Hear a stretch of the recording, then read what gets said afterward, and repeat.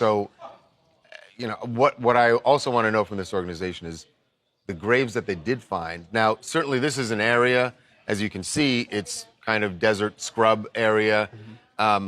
Is it an area where the cartels might have left victims? Certainly. And maybe that's what they're referring to when they say that they found, I think they said they found 25 unmarked graves, which, I mean... 25 unmarked graves.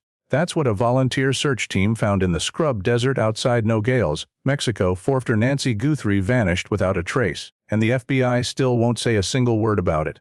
Not one public statement, not one confirmation that they've even looked at the tip, nothing.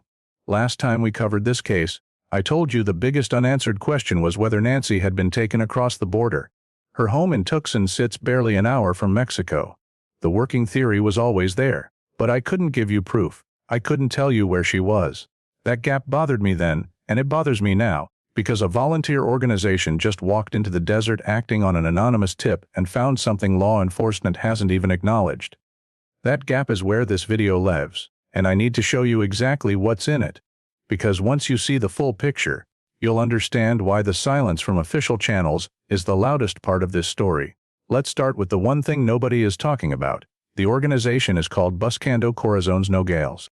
Welcome to TMZ Live. 4 months after Nancy Guthrie's disappearance, there is a new anonymous tip, one that has sparked a very active search for Nancy Guthrie's body, and the search is happening in Mexico because the organization that got this anonymous tip, which they describe as a chilling anonymous tip, that tip led them to start searching an area where they clearly, according to this tip, think that Nancy Guthrie's body may be located. So the organization is called Buscando Corazones Nogales, and Nogales is a town just over the border from Arizona, and this organization said clearly that they have some information that led them to start searching. They specialize in finding missing people in Mexico.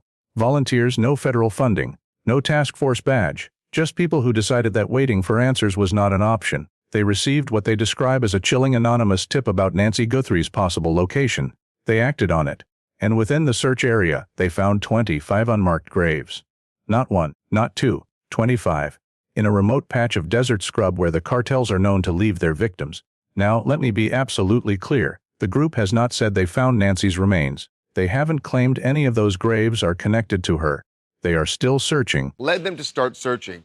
What I find really interesting about what they have reported about their search is that they have already, in this area, they said, found dozens of grave sites. Now, they do not say that they have found anything that leads them to think they found Nancy Guthrie, but they are continuing to search through this area.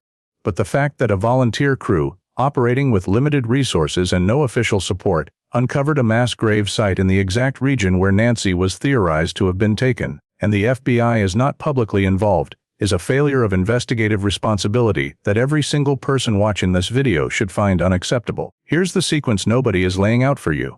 4 months ago, Nancy Guthrie disappears from Tucson, a city pressed right up against the Mexican border. Early on, credible theories emerged that she'd been taken south. Yeah, I mean, the problem is we don't know the nature. This organization has not said anything more about the tip, where it came from, or the exact language that was used in this tip, and all that makes a difference. This organization, so they and this is a volunteer organization. It's a volunteer organization. They specialize in finding missing people in Mexico. It is interesting because I know it was a huge working theory when she disappeared. Obviously, Tucson and where she disappeared from, very close to the Mexican border. There was a lot of theories that The border is porous. The cartels operate on both sides. The geography makes it not just possible but probable. Then a tip arrives at a volunteer group, not the FBI, not the Pima County Sheriff's Department. That tip is specific enough to launch a physical search, and that search produces 25 graves. The Sheriff's Department released a statement saying they're aware of the report, but have not been contacted by any Mexican authorities. So obviously it's a good time. I mean, especially for the Guthrie family. Like if you're Savannah, it's good to know that, 4 months later, there are people that are still actively looking for her mother. The weird thing about this, so Pima County, who I don't know how much faith people have in the Pima County Sheriff's Department, they put out a statement yesterday saying that they are aware They're of this aware report, of this information, but that they have not been contacted by any Mexican authorities. So to me, I mean, I'm kind of looking at that as like they aren't at least publicly saying that they're looking at this as legit. The FBI, when we reached out, did not confirm involvement. that she had been taken to Mexico. So it is good that someone like a volunteer effort down there is still actively looking for getting tips, which, I mean, it's been I think 4 what months. would be fortifying really for the Guthrie family is that if the FBI were involved, Right. or even the Pima County Sheriff's Department, but they didn't get this tip, but I would hope that the organization is sharing the information with the FBI, at least on this tip. And I think that's what people, at least in this country, will be really anxious to know is what does the FBI, and we've reached out trying to find out if they are involved in any way. They are essentially watching from the sidelines while volunteers dig through a cartel graveyard. Think about what that means. A credible lead surfaces. It yields a horrific discovery. And the agencies with the forensic tools, the DNA databases, and the legal authority to process a mass grave site are waiting by the phone instead of picking it up. That is not standard protocol. That is not interagency cooperation. That is a vacuum. And vacuums in missing persons cases don't get filled with answers. They get filled with speculation, conspiracy, and loss. So let's build the case the way a prosecutor would, piece by piece, so you can see what the evidence actually says when you strip away the bureaucratic silence. First, the tip. The organization hasn't released the exact language, but they called it chilling. That word matters. Anonymous tips that produce results aren't vague. They contain details only someone with direct knowledge would have. Location, description of what to look for, perhaps a timeline. The fact that the tip led directly to unmarked graves tells you the information was granular. Real tips don't lead you to a general area. They lead you to a specific patch of dirt where bodies are buried. That's what happened here. Second, the location, Nogales, Mexico. A border town with documented cartel activity. The terrain is isolated, dry, easy to hide things in. Obviously, it doesn't seem like any of these that they found has any evidence that it's Nancy's. Right. But yeah, I mean, I've never been to, it's Nogales, right? Nogales, Mexico? Yeah. That's apparently where they're searching. Yeah, very remote area, but this effort is underway. They are still searching right now, and obviously, if there's anything, we will have more information about that. But really, the key is we got to find out if the FBI finds this to be credible. 25 graves suggests this is a disposal site, not a cemetery. Cartels don't dig individual resting places. They dig holes and they fill them. The number alone tells you this is an organized criminal operation, not a random act. Now ask yourself, if someone wanted to make a missing American woman disappear, would they choose a place like this? The answer writes itself. Third, the silence. Pima County says they're aware. Aware doesn't mean investigating. It means they read the same news reports you and I did. In this search, at this point, we do not believe so, that the FBI And based is involved. on Pima County's statement, they're definitely not Pima involved. County is not. And when they say they're aware, I don't know if that means they just read the report, Well, or I if they've think actually been in communication with. Usually what happens is when the report goes out, all these reporters who have been working on the story then reach out to Pima to try to get more Right. information. So they clearly got inundated with that, which is why they had to release a public statement. Right. The FBI's posture is even more concerning. If this tip had even a 10% chance of being legitimate, standard procedure would be to secure the site, coordinate with Mexican authorities, and begin forensic processing. The fact that none of that is happening publicly means either they have a reason to dismiss the tip that they're not sharing, or they dropped the ball. Either way, Nancy's family deserves to know which one it is. Now, I want you to look at something. I'm going to put a satellite image of the search area on screen. That desert scrub, the dirt roads, the isolation. What do you see? A place where you could drive a vehicle, do what you came to do, and leave without a single witness. I'm asking you directly, does this look like a random location, or does it look like a place chosen for a purpose?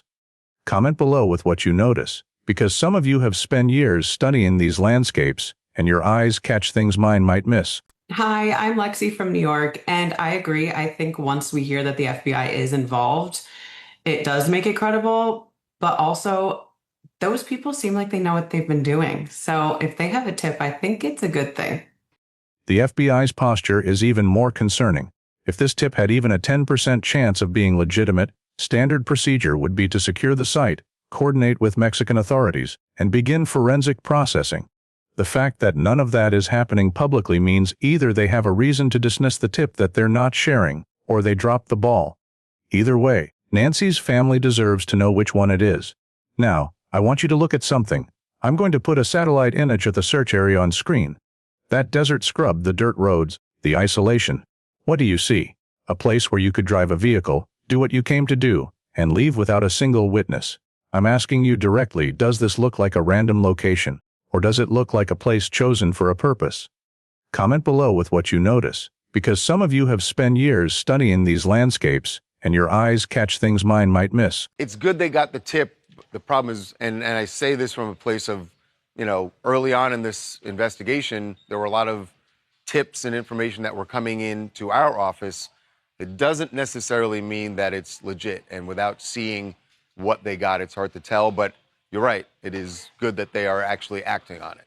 Compare it to other cartel dumping grounds. Tell me if the geography matches. This is not a passive viewing. This is an active investigation, and you are part of it. Let's address the obvious counterargument, because I know some of you are thinking it. Volunteer organizations sometimes get tips that don't pan out. They can be well-meaning but lack the training to evaluate credibility. The FBI might have information we don't. Maybe the tipster has a history of false reports. Maybe the language in that wasn't as specific as the group claims. Those are fair points, but here's why they don't hold up. If the FBI had that kind of exculpatory information, they would leak it. They would let it be known that the tip is unsubstantiated to protect the integrity of the investigation and to stop the public from chasing a false lead. Instead, they're silent. Complete, deliberate silence.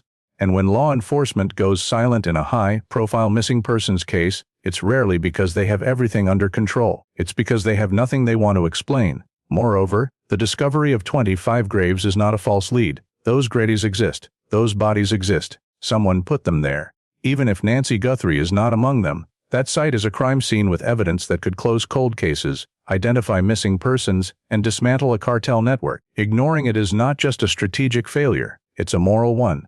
Every one of those graves represents a family waiting for a phone call that may never come. And the agency with the power to answer those calls is sitting on its hands. Here's what the forensic science can do if given the chance. DNA profiles can be extracted from remains even in advanced decomposition. Those profiles can be run through CODIS, the national DNA database that connects crime scene evidence to known offenders and missing persons. Genealogical DNA testing can take a sample that doesn't match anyone in the system and build a family tree outward until it identifies the individual. Tower dump data, if preserved, could show which cell phones pinged towers near that desert site around the time Nancy disappeared. Chain of custody documentation would ensure everything collected is admissible in court. The tools exist. The science is settled. What's missing is the will to deploy them. This is the point where I tell you something with absolute certainty. The DNA is either already there waiting to be tested, or it's still buried under the sun. The genealogical analysis is a lab order away. The cell tower records exist on servers right now. The evidence will hold.